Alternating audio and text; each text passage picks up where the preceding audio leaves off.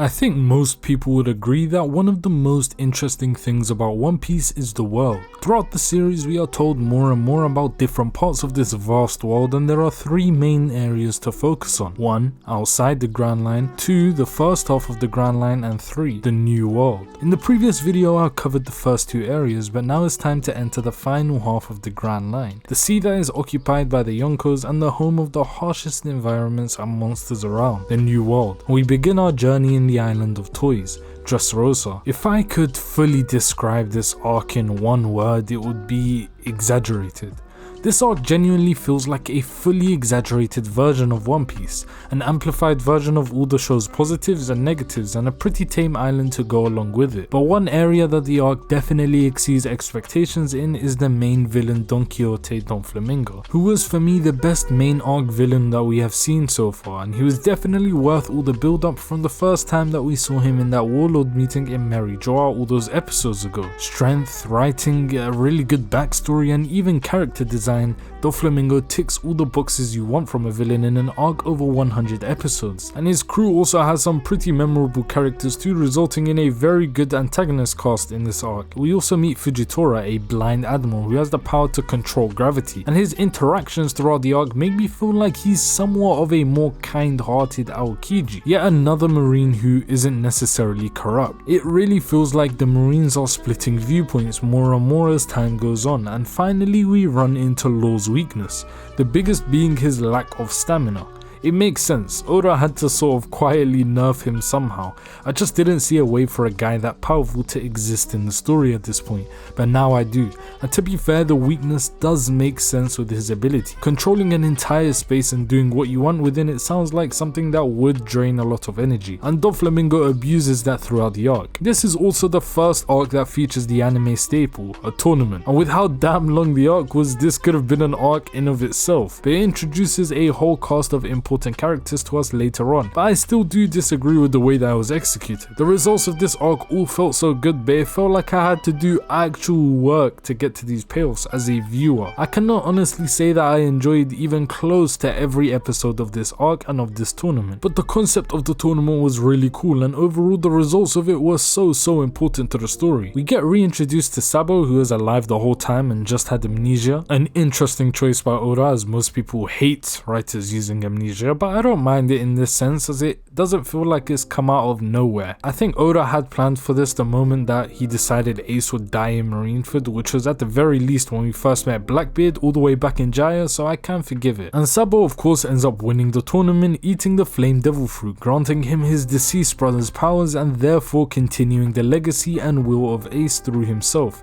which obviously was not part of Doflamingo's plans. Doflamingo himself takes me back to what I was asking a while back when covering Ace's flashback, and we saw this little girl who was told by her own father that people who aren't nobles have meaningless lives. I questioned who would be to blame when this child inevitably grows up to be a horrible person. Doflamingo was raised in a celestial dragon environment, and that clearly had an effect on his mentality, as you can see his extreme evilness and arrogance even now.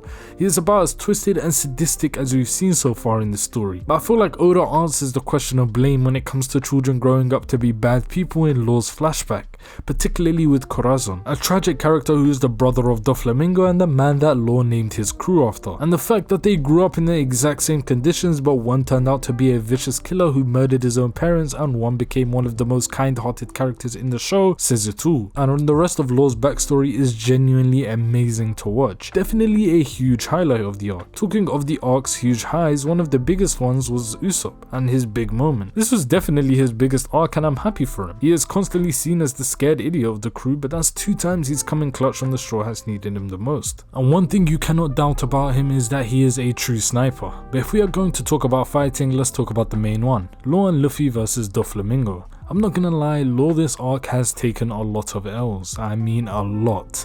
Oda pretty much has made it his mission to ensure that everyone knew that this man was not as OP as we thought in Punk Hazard, by making Doffy absolutely sun him every time they cross paths. So safe to say I had low hopes for him going into the fight, but the fight itself was really well done. The amount of excitement I got when I heard Luffy say Gear 4th at the end of the episode was some of the highest I've had in the show so far, and overall the whole fight had me on the edge of my seat. And even the design of Gear 4, which I initially thought looked stupid, grew on me pretty quickly. And I really liked the little Bellamy cameo we got as well, showing the pretty extreme changes in a character that, to be honest, I thought I would never see again.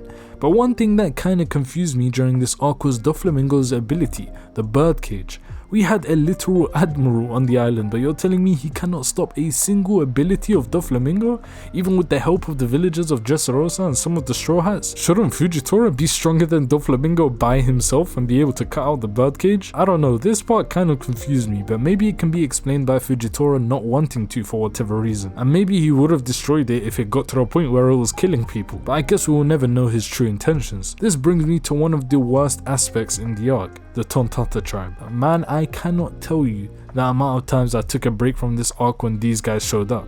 There's just something so uninteresting about these guys, and the amount of time spent on them was insane compared to how good their characters were. Maybe people disagree with me, but that's just honestly how I feel. Most of the other characters I haven't mentioned though were really good, but if I spoke about individual characters at length, we would be here for hours. That's how many people Dressrosa introduced, and for good reason, as we find out later, because most of them joined the Straw Hat fleet, a necessary step for Luffy to become the Pirate King. But the Tontatas weren't the biggest flaw this arc had.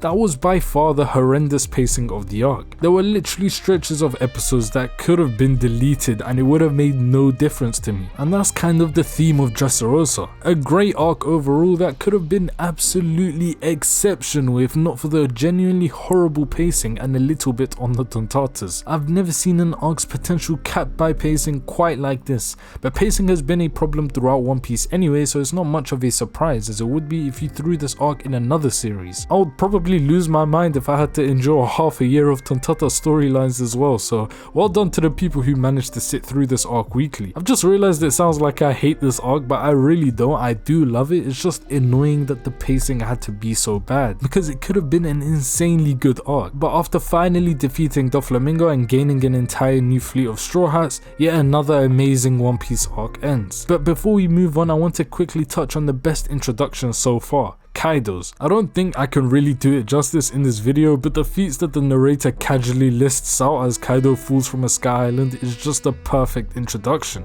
and I wonder how Kid and the Alliance are gonna react, though judging off of Kid's insane arrogance, I can pretty much guess. But before we move on, I want to go back to probably the highlight of the arc for me, Corazon's death scene.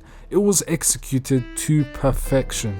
The idea of Corazon clinging on to life as long as possible to allow Law to escape silently, the way the moment Corazon died was shown through Law's scream finally being heard around the island, everything about the setup of this character's end was perfect to me. But after an arc with a lot of positives and some negatives, we move on to Zoo as the crew prepares for the next step of their takedown of Kaido. Zoo was a really fun build-up arc, and I feel like it's kind of impossible to rate as a standalone arc other than saying it's really good. But one thing I can definitely say is the setting is one of Oda's most unique yet, an entire civilization on the back of a massive elephant. Just when I thought the islands couldn't get any more ridiculous and creative, we get this. And the basic premise of the arc is as follows. A guy called Jack of the Kaido Pirates attacks Zoo looking for a ninja named Raizo, but the Ming act like they don't know where Raizo is, and Jack uses poisonous gas to kill them and destroys their village before leaving, showing the brutality of Kaido's crew, which is obviously to be expected from a beast like him. But after he leaves, the Straw Hats arrive and save them, and I thought we would find something to do and this would just be a normal arc like the rest of them. But Peckham's and Beijay representing Big Mom come and take Sanji to Wholecake Island because for some reason he specifically needs to marry someone. And after this, we find out that Raizo really is on the island, and through this amazing moment,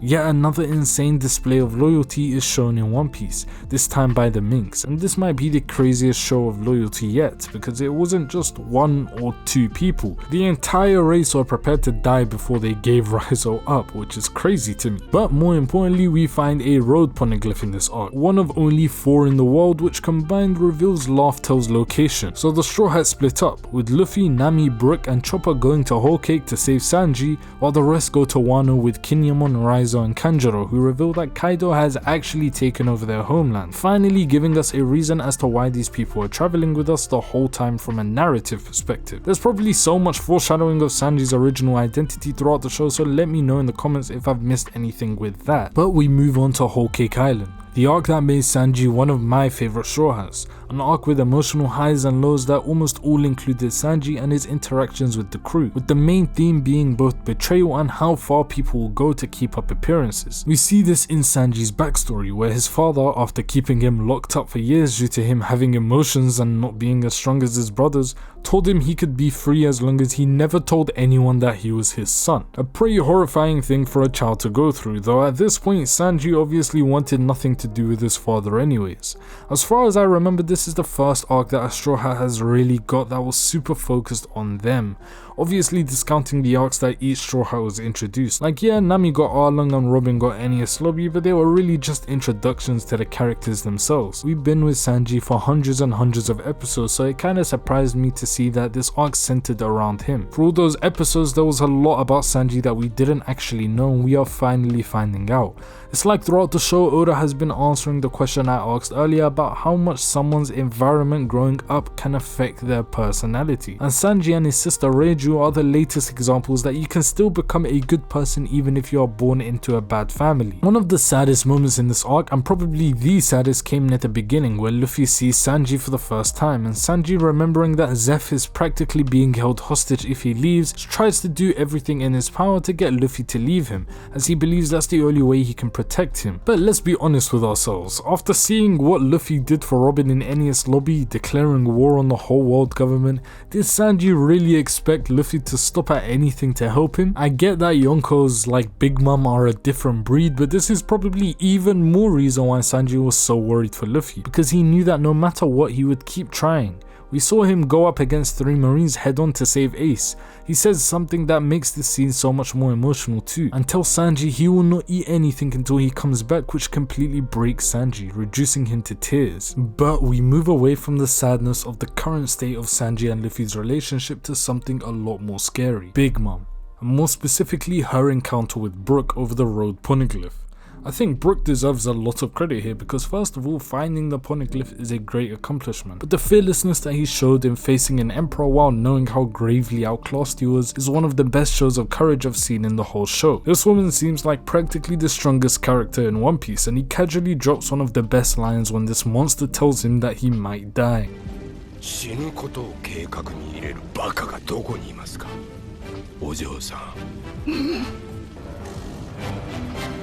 Calling an emperor a young lady is most definitely the coldest thing that Brook has done so far, and I can definitely respect his character a lot more now, especially considering that even though he ended up losing, he still managed to get rubbings of the road poneglyphs on Wholecake Island. Easily the most important thing he's done so far, and the most important thing that happens on Wholecake Island. How he managed to pull that off is a testament to Brook's character. What an arc for him. But we quickly go back to another emotional moment, as this arc loves to do, when just after Sanji has accepted his fate of getting married to Pudding, who seems like a good person herself, he overhears her talking about how she plans to kill him, and the distraught Sanji is completely devastated. A tragic scene. He has nothing left after pushing away his captain for what he thought was the good of the crew. The only person left that he could actually be with turned out to be evil, and Sanji has lost absolutely everything. Except he hasn't. You see, when I say he pushed away his captain, I meant he tried to, because this captain is not someone that you can just push away. And when Sanji realizes that, he comes back to see a starving Luffy, and a tearful reunion commences, continuing the arc's emotional streak with yet another big moment. But there's still something left. Big Mom plans on eventually killing Germa 66, as Pudding revealed earlier when Sanji found out that she was betraying him. And that isn't just him, but his family too.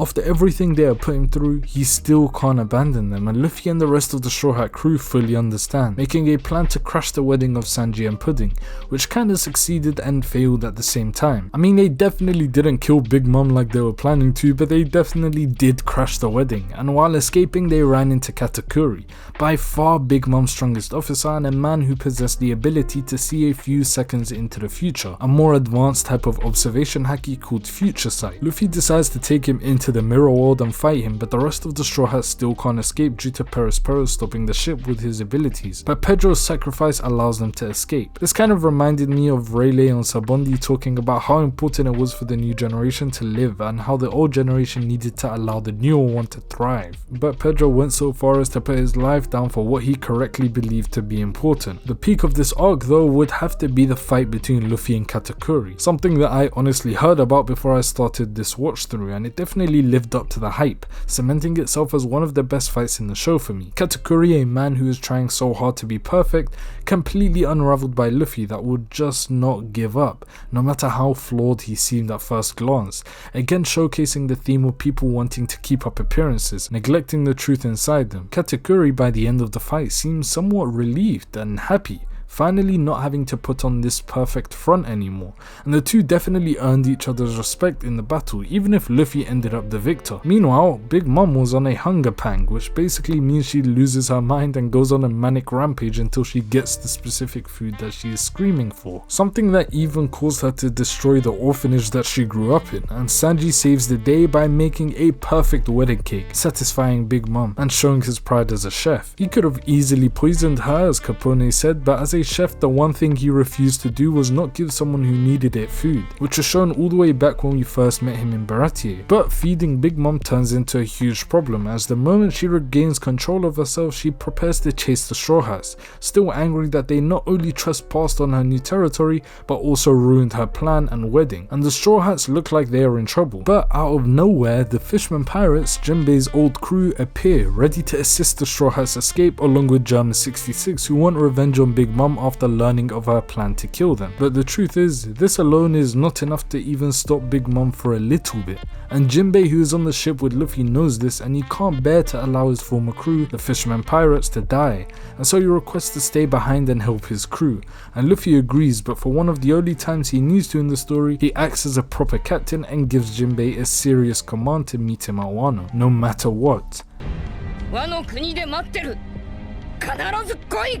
And with that, the Straw Hats, other than Jinbei, escape from Wholecake Island, leaving the others behind to face an angry Yonko. Overall, this arc was one of the best from an emotion standpoint. So many characters had great developing moments, and Sanji especially found a whole new layer of characterization during this arc. Definitely one of the best arcs in the show, and one I thoroughly enjoyed. The arcs in One Piece are really good, but I've noticed myself enjoying the between island parts of One Piece just as much, if not more, than the main arcs themselves. First of all, there's the new bounty episodes, which are always fun, but there's something so enticing about the One Piece world, and in between arcs is where it really shines, because that's the only real time that we get away from the crew, and this mini arc is one of the best. A Reverie is a meeting between kings, and it happens on Mary Joa, and this year the Revolutionary Army are planning to attack it to retrieve one of their members, Bartholomew Kuma, who is right now in a very sad state. So at this point I was pretty excited. We're probably gonna see a lot of action in this arc, right, with the Revolutionary Army and the admirals on Mary Joa, but the thing that completely confused me was Shanks meeting with the Gorosei. Is he a celestial dragon or something? Luffy's inspiration, really? There's got to be a great explanation for this, but surely he has to have some sort of familial power to be able to hold a meeting with the Gorosei. There is no real other explanation. And who the hell is the pirate that he is so desperately wanting to discuss? Surely he's not talking about Luffy, is he? But the biggest reveal of this arc might not even be that. It turns out there is a ruler of this world, namely Imu, a man above the 5 Gorosei who we thought were the highest level of authority, and interestingly enough, after the Gorosei ask him who he wants to be extinguished from the world, we see a few pictures of who I assume are his options, and the most confusing one is definitely Vivi. This is starting to seem like this guy could be the final villain, instead of who I assumed would be Akainu or Blackbeard. Imu, the ruler of the world who clearly wants to keep order, versus Luffy, a chaotic man who cares about nothing other than freedom and doing what he wants. It really does sound like something that the show could end with, but with that the Reverie ends and we return to the Straw Hats about to enter Wano.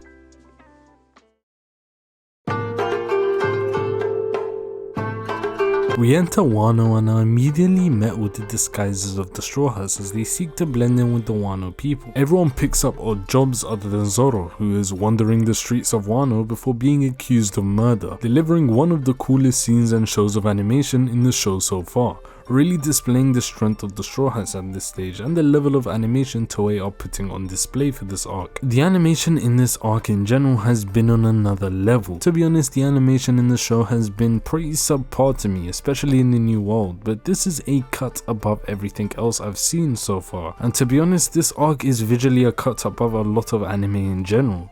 Luffy meets a girl named Tama, and after displaying his conqueror's haki to take down her pursuers, she takes him back to her village before revealing that she is waiting for Ace, and Luffy tells her the unfortunate news, causing her to faint. I kind of expected this already, but it seems like Ace will be one of those characters who influences the show a lot even after his death. You see this a lot in anime, but it's cool that Oda is using Ace in this way because he's a character I really like. In fact, we learned the most about Ace after he died in his flashback anyway, so it doesn't really surprise me that we continue to learn more about his character hundreds of episodes after his demise. This scene also showed the difference between the Luffy we had seen after Marineford and the Luffy we are seeing in Wano. We remember how Luffy took Ace's death himself and it seemed like he would never get over his brother's death, but now hundreds of episodes later you can see that he has fully accepted his brother's passing and the fact that he will never see him again, and he tells Tama in a very cold way, leading to Tama obviously feeling pretty hurt. But anyways, Tama actually becomes unconscious because of the water being poisoned,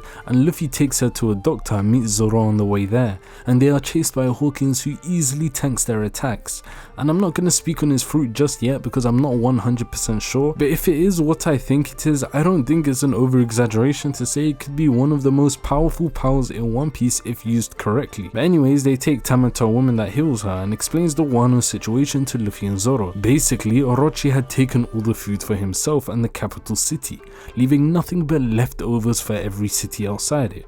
I don't really get that, to be honest. It seems pretty counterproductive for a leader to ruin everything outside of his capital city, but we have seen this kind of logic used before in Ace's flashback, so I guess it's a common thought process amongst corrupt leaders in the show. A whole bunch of things happen after this, with Tama getting kidnapped and saved, but the next thing I want to talk about is the introduction to Law in this arc. Hawkins finds him and they enter into a little skirmish which reveals Law's identity. This skirmish also reveals Law and Luffy's plans to Hawkins too, which stresses out Law a lot. I love Law and Luffy's dynamics as an alliance. The carefree Luffy must be the worst possible personality for Law. Every second they spend together seems to push Law off the edge more and more, and I love it. We learn of Odin and the 9 Scabbers too, who are supposed to be returning for vengeance anytime now, and Luffy actually ends up running into them when visiting their grave. The Scabbers tell us the plan to invade Onigashima and take down Kaido, who actually shows himself in a drunken state as they are talking and blasts them with his fire breath, and an enraged Luffy attacks him before being taken down in just one hit. Yeah, Kaido is nothing short of a beast. After everything Luffy has done to strengthen himself throughout all of these arcs and years, he still couldn't inflict a single bit of damage on the Yonko, and he is thrown into jail.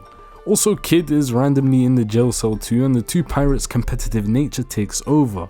Act 1 was everything I was hoping for. The visuals, animation, character introductions and setups were perfect, and it only made me even more excited to complete an arc that I had already been super excited to watch. As the rest of the Straw Hats continue with their fake personas to gain information and find Kinyamon's allies, Luffy and Kid save an old man named Hyogoro and end up fighting the warden and his staff in a weird competition which Luffy wasn't even going all out in. The reason for him not going all out is because he was trying to learn a move that could actually penetrate Kaido's tough defenses, a form of haki that the old man Hyogoro was able to use, which was able to get past defenses no matter how tough, and the old man teaches it to Luffy before Luffy, Hyogoro and the others liberate the prison once and for all. This section of the arc was really interesting and showed us probably Luffy's biggest strength, his ability to win people over, something Mihawk pointed out all the way back in Marineford. The next big talking point is the death of the jester Toniyasu. the saddest scene in the arc, as his daughter Toko and the rest of the village were forced to laugh at their friend as he died due to the effects of the smile fruit. A tragic end to a character loved by many, and a great look at the devastating effects that Orochi and Kaido have had on the people of Wano. But moving on, we get yet another crazy animation showcase with Zoro yet again, displaying his monstrous strength and Toei's monstrous animation skills to take down Kamazo in one beautiful strike. He actually does this to save Komurasaki and Toko, and the former reveals herself as Momonosuke's younger sister, Hiyori. Obviously, we have to remember that Momonosuke traveled 20 years into the future, so his younger sister is now much older than him. But the Straw Hats, Heart Pirates, Kid Pirates and the rebels all meet up to finally discuss their plan for the Onigashima raid, planning to kill Kaido during the night of the Fire Festival. I was really excited at this point, thinking that it would be a crazy invasion centered around killing Kaido and nothing else. But out of nowhere, Big Mom appears and allies with Kaido to find the One Piece. An unexpected twist out of nowhere, but it only served to make the arc that much more interesting. Although I must say I've heard Big Mom's voice so much that it is starting to annoy me at this point. The first thing I want to mention in the most pivotal act of Wano is Oden's backstory. This stretch to me was, to put it simply, the best part of Wano. The pacing was amazing, the vibe of the stretch was just unmatched throughout the rest of the arc, and we get more information about some of the heavy hitters in the world of One Piece. Rayleigh, Whitebeard, Shanks and even the Pirate King himself were all explored here, and I like how Oda went about showing off these characters' abilities and personalities in a more natural way, as opposed to dumping information about these old legends through a random character speaking about them or something. Through the eyes of Oden, we get to experience life in the age of the Pirate King and Whitebeard, with Oden being a part of both men's crews. This beautiful stretch of episodes came to a fitting end with one of the best character deaths in the series. I didn't expect a character who I already knew was dead to have such an emotional, captivating death scene, but at the same time I'm not surprised at all. 1000 episodes into an anime that is known for his backstories, and we have arguably the best one yet. The ending ties in well with the present day and the rest of the arc, as after Oden's death, Toki uses her time travel ability, and we move into the beginning of the raid as Kanjuro is revealed to be a traitor. To be honest, this surprised me as I wasn't really going out of my way to deduce who the traitor was, but I can only imagine the shock people who are watching weekly must have felt, considering this man had been first introduced all the way back in Dressrosa. But getting back on topic, the Alliance enter the party and start wreaking havoc, joined by Marco of the Whitebeard crew and the Minx. The first major event is probably Kaido beheading Orochi and making the decision to destroy the capital city of Wano by flying Onigashima into it, essentially setting a time limit on this raid for our protagonist's allies. Some other cool things happen, like the introduction of Yamato, Kaido's rebellious daughter, who ends up playing a huge role in this arc. In fact, she was involved in the single best episode of the whole series so far, 10:15. It sounds insane for a show this long, but it honestly felt like the best moment in the entirety of One Piece for me, or I guess I should say the best episode in the entirety of One Piece for me. There just has been nothing better. I could honestly make an entire YouTube video on this episode alone. It just had a movie-like quality that I didn't expect at all. At this point I had caught up to the manga and was reading weekly, but I was told by everyone that 10:15 was a must watch, so I watched it and it did not disappoint. It seems the director of the episode is well known for her stunning work, and after 10:15 I can definitely say I'll be watching out for her works more in the future. As I said before, this was around the time that I caught up to the anime and switched over to the manga to finally experience the rest of the arc weekly like everyone else. Zoro defeats King and Sanji defeats Queen, both displaying a ridiculous amount of strength in different ways. Firstly, Zoro actually manages to beat King after tanking probably the single strongest attack that we have seen in the entirety of One Piece, a double charge shot from 2 Yonko, which leaves him on the brink of death. So it speaks to his strength even more that he was still able to defeat King. But what was the image of the Reaper supposed to signify? What happened between the end of the King fight and the next time we saw Zoro? A question that I've yet to find an answer to. On the other side of Luffy's wings, we see Sanji unlock an interesting new ability. Well, I say ability, but it's more like every physical trait has now been increased tenfold. He can pretty much tank anything at this point thanks to his German 66 genes finally kicking in. But getting into the main battle on the rooftop, after Zoro tanks the double Yonko attack, Kid and Law take on Big Mom and Luffy takes on Kaido. Starting with the Big Mom fight, Kid went up in my estimations quite a lot here. I know he was obviously strong, but his Devil Fruit ability leaves a lot to be desired, so I saw a pretty low ceiling for him, to be completely honest. But during this arc, he showed that his Devil Fruit is a lot stronger than I initially thought, dealing serious damage to probably the character with the most endurance in the show along with Kaido. The ending was a little confusing though. They did beat her, but it felt like they just took her out of the fight for a while. She was literally screaming as she fell, claiming she would come back, so it felt a little weird that this was actually how her story ended. On the other side, the Kaido-Luffy fight was really cool, and for the most part it felt like Kaido was winning, until a certain point where he actually did. This was one of the first main fights that I read instead of watching, although I did watch it too, but after I read it, and to be honest it was a bit hard to follow. It could easily be because I don't read manga often, but I found myself having to reread panels over and over to understand what move a fighter had done. But anyways, we reach a point where Kaido had practically won and Luffy is knocked out. That's when the arc fully peaks. Gear 5. It was amazing, and I watched the episodes of the transformation as well as reading it. I have to say the episodes were amazing, but the best part about it might have been the hype surrounding it. Sharing excitement with so many people around the world felt amazing. In fact, it was kind of nostalgic, reminding me of times watching a show that came on at the same time every week or day, knowing that hundreds of thousands of people were watching it at the exact same time as me. Only Attack on Titan has really made me feel like that over the past few years, so it shows the levels that Gear 5 really hit. Aside from everything surrounding the episodes, the transformation itself was amazing. It fit Luffy so well from a narrative perspective.